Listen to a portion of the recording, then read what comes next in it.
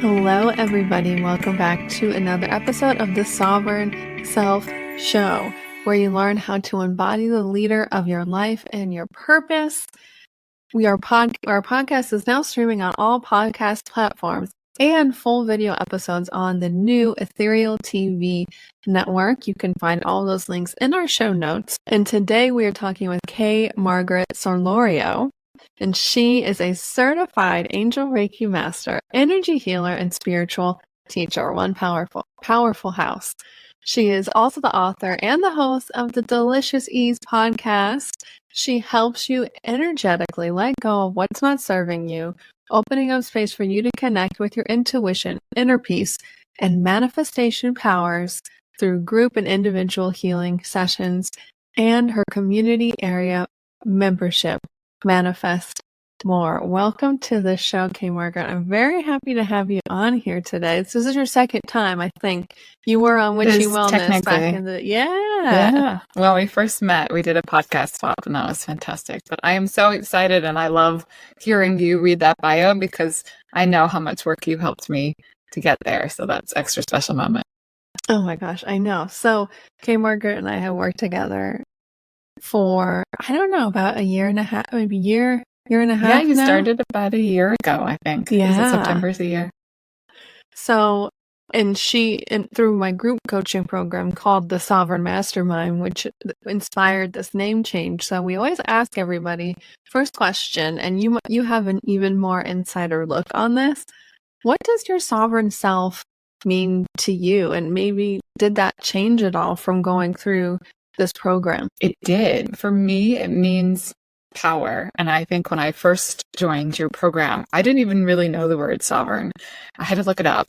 And then when I looked it up, it was emotionally triggering. I was like, what? And we went through this whole evolution last fall, and I really embraced the word queen because then it worked with sovereign and royalty and seeing yourself as this it was just a different way of looking at myself as leader of my own life, which I had already taken responsibility for my own happiness, and I appreciated that. But this was like next level, because if you think of yourself as a queen, you're not only like, there's no making excuses, there's no explaining yourself, you are. Like, that part's owning it, I really appreciated. But it pushed me to face one of the problems I had was, probably still do, is waiting. Like, when I want to do something or I want something big in my life, I always think I have to wait for it. Like, oh, it's not right time, or this or this. It's always a waiting game for me.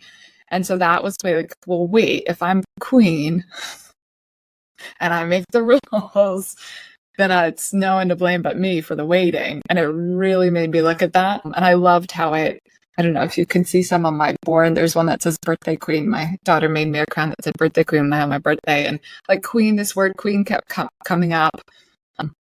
This year I evolved my business to work on the energy work. Before that I was doing time. So last year I adopted time queen, and it just, all these kind of things kept going. But I think now it's this power aspect. I now work with angels, and this month I'm actually working with Seraphina on this idea of divine feminine.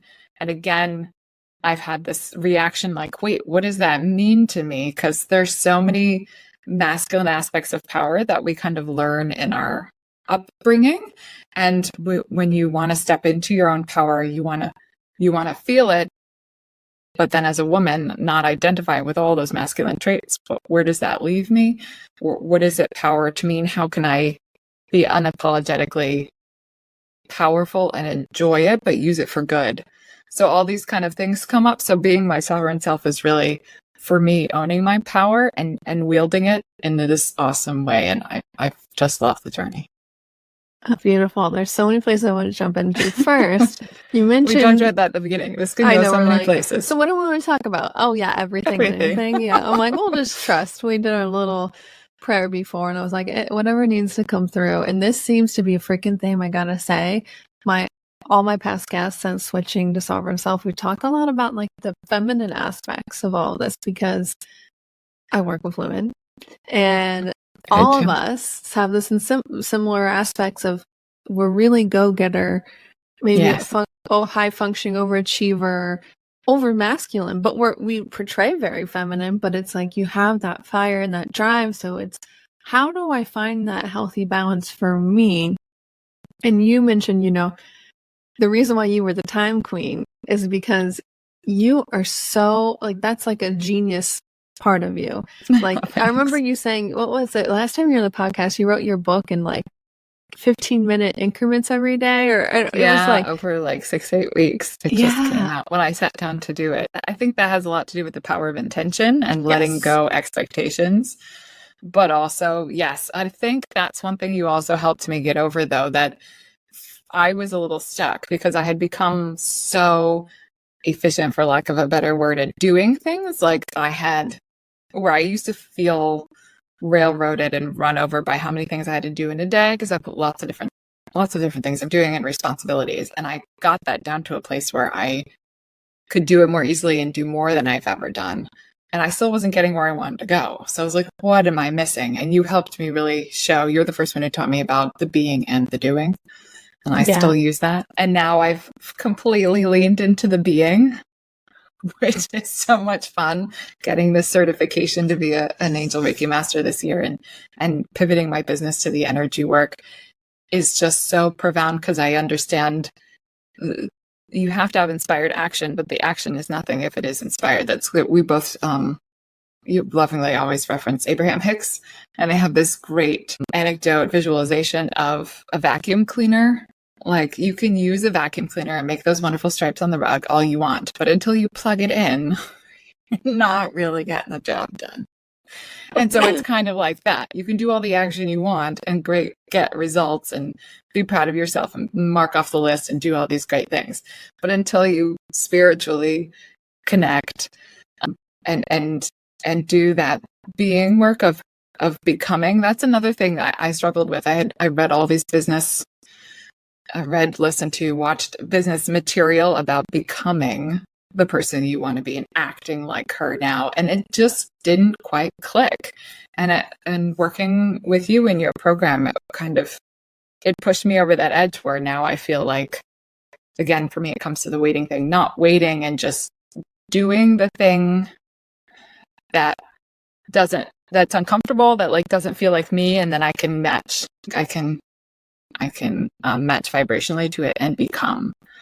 It's a different perspective on kind of the same conversation that was really helpful. and I gotta say, you are definitely a master at that, of like tuning into who you want to be. And when you've seen it from, talk about master manifester, from manifesting trips to new car, all these things, but also manifesting the clarity and direction in what you want to do in terms of your business and how you want to help other people. So I know a lot of people can relate to that. I want to just like, what was that? Because you're doing similar work in terms of like how, but it's like how it's coming across. I've seen such a shift in you of like the passion and the excitement, like, is like exponentially, because the energy work feels like it's so like you're in alignment with that. Before it wasn't like you weren't in alignment, but now the it's intention like, was different. yeah. It was a little more, I've always wanted to be an entrepreneur. I finally give myself permission after eons to do that. And so it's like, look, I made this great step. Why is my business not exploding?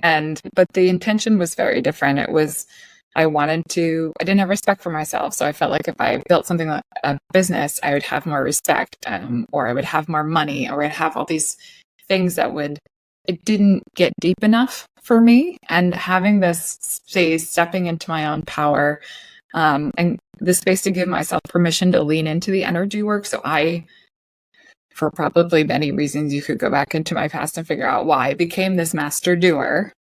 And that was kind of the structure that held up who I am. And that's the reputation I have. And I actually changed my name a little bit. So my first name is Krista, and most of the world knows me as that. But that doer did not seem to align. So now I go by K Margaret. Krista got me here. K's still here, but Margaret is my middle name and the name of my grandmother's. It feels very in alignment to move forward with that. And I love it. The point being stepping into that doing, giving myself permission to follow something I love, even though it's not, I don't know how else to say this. Like I'm a science major, like I'm the responsible, like not totally rules one, but really realistic, practical person in my world. I hold that space for a lot of people. So now for me to be the energy, spiritual, thoughts become things.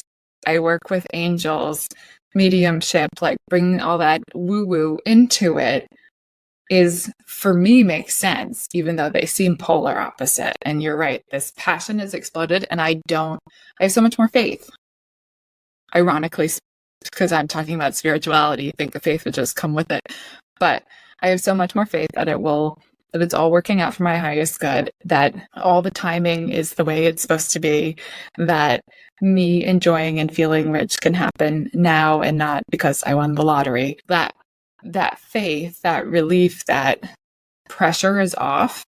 Whereas I used to have, as being a master doer, I'd had this pressure of, if I don't do this, it's my fault I'm not succeeding. And I got stuck in this loop, and I would do all these like ridiculous amounts of social posts or ridiculous amounts of, I built whole courses and sold none. Like, I spent months and months. I learned a lot, but there was a lot of lost effort. And so this time I was like, here's my idea. I'm going to put it out. And when I sold the membership, I was like, awesome, let's go create it. This is what I want to do. I'm just going to go, and I'm going to set the pace that works for me, not what I think somebody else needs, and it's going to flow. So it's a lot more trusting in the timing, trusting it. That's what I love to teach too, that you have that spiritual support. And so you're never doing it alone. It's always there on call if you want it, and learning to develop that relationship. And now I love it. I know you posted too about angel numbers, but now they use that for reassurance all the time, like little things. Like, I was worried about money again. That's the thing that creeps up that I still work on. And I paid for my grocery bill, and it was 222. And I was like, right, never mind, you got my back. Thanks. I kept going, or as soon as I have some of the pop in my head, I saw 555, and 55 is my number for Archangel Michael, the great protector. So I was like, okay, thanks. I see you. Or I'll have angel numbers that are also, for me, a symbol for loved ones who have gone to the other side. And so I know, like, I saw one from my grandmother, for me, is 777. So when I saw that a few times yesterday, and I was like, she's working for me. This is going to be great. Anyway, that was a really long explanation, but it's this becoming and allowing and relaxing of this need to prove. I don't need to prove myself anymore. And that switch flipped is a whole new life. Yeah. A whole new you. And business. And business too, yeah. And just having fun. I mean, that's the main thing for me too, is like, I can tell because I like my life a lot more versus when I'm not. Yes, and I got called out for that last week, and I was so proud. I had somebody say to me, yeah, you really prioritize your health right now. And I was like, I didn't think about it that way, but you're right. I do care how I feel. I do care that I feel good. I do care that I have fun. It's not, my emphasis is no longer on being this super productive person. That doesn't do it for me anymore. So yeah, that shift is awesome. So I know you work with angels for energy healing and rebalancing. I know this helps every single person, but what do people usually come to work with you for? Is it the overworked, like overachiever person, like, us? Or what is like your main focus with this? Who's the ideal person you love working with? Yeah, I usually work with women entrepreneurs too, but because I think they have identified this, knowing that it starts with us. So if you work on yourself, that ripple effect affects everything, including your business and your life and everything. So knowing that, spending time working on yourself is incredibly helpful. And so women who come to me are usually stuck. They're usually kind of in the situation that I was, I'm doing all the things, and yet I'm not getting where I want. So let's try something else. And they're willing to kind of throw everything at it. So this is the energy healing and physically lining the chakras and getting everything flowing again, and then connecting to their spirit team on the other side allows them to receive messages that are in the moment. So each session is different. I've worked with some women again and again, and each session really meets them where they are, which I love, because it's just like, it's spirit working. It's not me. It's what you need in the moment. You hear from who you need on your spirit team, and it kind of gives you that validation or that because you know you best. You connect to your higher self, you connect to spirit, and it's being able to relax and hear that to give you that whatever you need, that boost of confidence, that validation in your idea, that clarity in your intuition. So it's really fun to open that door, because it's, it like open the door is my favorite analogy. It allows for so much more. Yeah, and I think your own transformation, that's really the shift, is like just opening your own door and continually opening the door to just listen to what guidance is coming through. And part of that, and I know we talk a lot about it here in the work that I do, is transmuting that energy. Yes, energy healing and opening that conversation and rebalancing the channel, but it's the transmutation, the alchemization. Sometimes we think, oh my gosh, I have anxiety, I fear, this anger, all these bad quote unquote emotions. But that's what's guiding you to your sovereignty. That is that power, just in a different form. Their messages. So, yeah, I would love to hear your perspective on that. I mean, the coaching you do, but also the energy work that you do as well.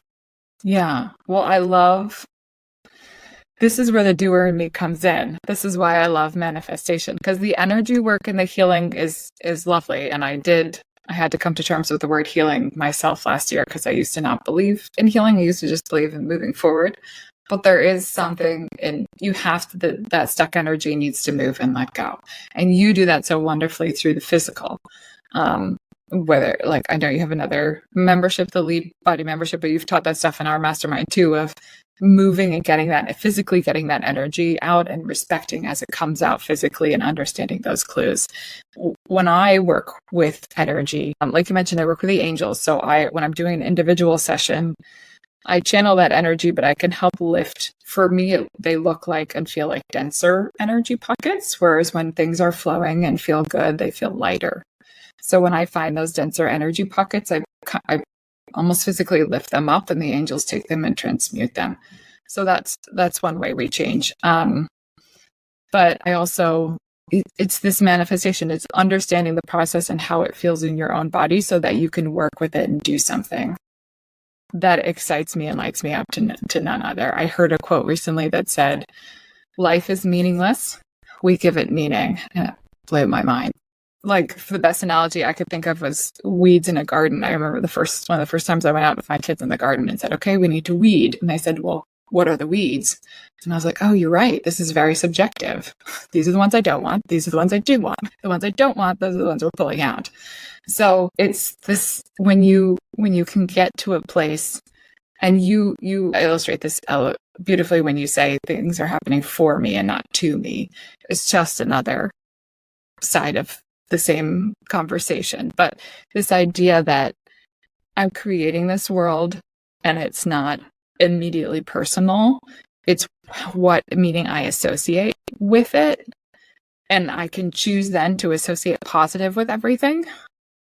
That flips and gets that energy moving, and I can feel like I wield the energy and therefore can manifest and direct it. So learning that process, learning how it is individually in my body, and sharing it is so exciting, and what I'm now teaching. Beautiful. I know you work, energy healing 101, you have the membership, so people are interested in kind of learning more. Could you tell us about the various offerings that you have available now? Yeah, thanks. So a great place to start, I do a free monthly meditation mastermind. So a lot of people come in there, and then I do monthly group kind of masterclass energy healing. So that's more involved, where we do the full body scan and channel information. I usually focus on one area of the body and one archangel for those classes. And then, like you said, I do individual sessions. So that allows us to dive deeper into specifically what you have and to connect specifically with your spirit team.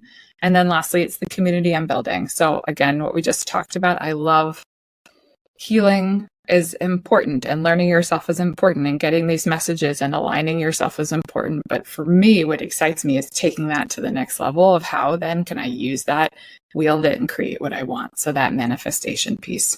So that's what the membership I'm building is about. Beautiful, beautiful. Manifest more, because we all are manifestors. That's one of my other favorite quotes. I manifested that, because technically everything around you, you manifested that. But how can you get more of what you want? Exactly. Focus on what you want, because regardless of what you're focusing on, law of attraction is always, always, always working. We have like about 10 minutes left, so I would love to talk. We talked a little bit about energy healing, but I love to talk in more about the manifestation work and kind of your perspective on how you approach that. Yeah. Well, I have 3 kind of pillars in the membership. So the first one is meditation. So this idea of learning about connection with spirit. We do a guided connection meditation to start learning what that feels like in your body, establishing that so that you can receive, understanding the difference between asking and receiving, that mode and how that feels in your body, so that you can align with what you want and draw it in. The second pillar is energy healing. So that's clearing some of those blockages, letting go of what's not serving you, making space for what you want. So understanding more of that flow, and then tools we can use, because there are, for instance, I've done last year, especially a lot of crystal work. So there are vibrational tools. Crystals don't change their vibration, where we do up and down. So that can be something you can use as a tool to help lift your vibration. So maybe working with essential oils or crystals or a smudge stick, or there are different tools we can use to help. So this idea of energy flowing, energies and everything, how do I work with it? How do I release feeling that change? That's the second kind of unit exploration. And then lastly is spiritual support, because I love working with the angels, and I want to tell everyone about it, that they're coming in. The sunlight is on me. And so that's just learning what you have. I mean, it was news to me that I have a spiritual team. I kind of always had that feeling. I always enjoyed praying and journaling, but I didn't understand that we each come in with a spirit team, 1 to 3 guides that stay with us the whole time, and then other ones come in and out, and that there are angels we can call on, and that asking, they want us to ask for help. There are trillions of angels around us all the time. So knowing that support's there, getting it, it also helps you tap into the flow where it's not this big, it's not a big, what's the right word? Commitment. Like, I think a lot of times with all this spiritual work, it feels like I need to do this specific ritual in a specific way for the specific amount of time to get this result. And you fall back into that doer trap. The energy work of the being is literally the other side of the coin, is not the doing. It's about the feeling. So, hey, if you see an angel number and you say a prayer of appreciation and thanks, you've connected in 2 seconds. So like finding those moments where that conversation with the spiritual world is constant and you're in flow all the time and enjoying it and appreciating it, loving it, and that blooms, that's the spiritual support. I mean, yeah, talk about the shift from the being to, or the doing to the being shift rather. But right. Yeah, it's, I think for me, what always my reminder is, you just have to ask. And it's not just me, because that doer in me loves to try to hold on to the belief I got to do it myself. Carry it all on my shoulders, like carry the world on the shoulders, walking uphill, that kind of mentality. But that's not true at all. All you have to do is just ask. It's our belt. Yeah. Just saying that is like, sigh of relief. I hope everybody else can feel it, because I can't. Yeah, you don't have to do it by yourself. You're not meant to do it by yourself. You've got people literally championing you on this earth as earth angels on the other side. There at a moment's notice, and in every way, whether you need help with something physically or whether you need help with your thoughts. Sometimes there are all these negative thoughts going through our heads, and it's like, whoa, help me. Ask for that help, or getting comfortable with asking for help, and more getting excited, because we used to talk about with the doing, and I still do, leaving that space for magic. Like we start the conversation and spirit finishes it, so that if you leave that room for magic and don't just focus so hard on the outcome, then you leave that room for it being way better than you could have even imagined. And so it's that remembering that because it's a co-creation, it can be even better. I don't know. It's just, I find it really exciting. Yes, leaving the room for the magical, the unknown. The unknown, because that's where the magic happens. Not in controlling everything. I know we would love that. I know I would too. But in the letting go and the unknown, because that's how the universe can kind of weave its way through and work literal magic instead of us like the singular point of focus.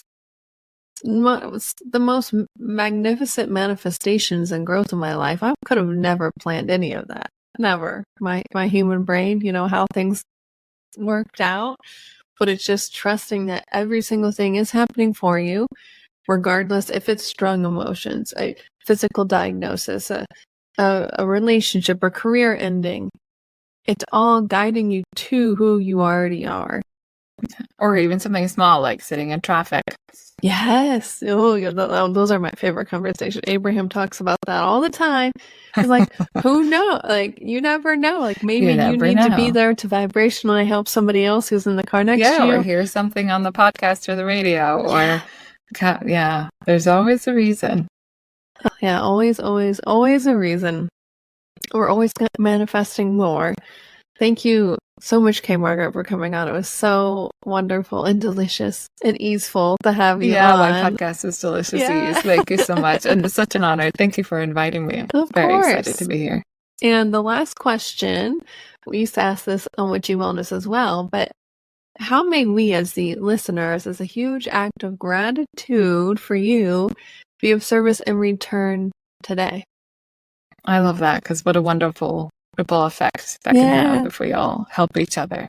Well, I actually, in anticipation of this opportunity, I created a new guided meditation, an ideal day meditation that allows you to create an energetic anchor in your future self reality. It's about 20 minutes long. So you can go to deliciousease.com/ideal, IDEAL, and grab your free copy. I can start there and join the Delicious Ease world. That'd be amazing. Beautiful. And I just muted myself in time, but something just cleared my throat just all of a sudden. Do you want to visualize your future self reality? Apparently it's like, hello, Loren, go download that now. Apparently I need that as well. Thank you, Spirit. Thank you. And thank you, K Margaret, for coming on here. It was such an honor and a blessing to have you and see you just shine so bright. Yay. Thank you so much.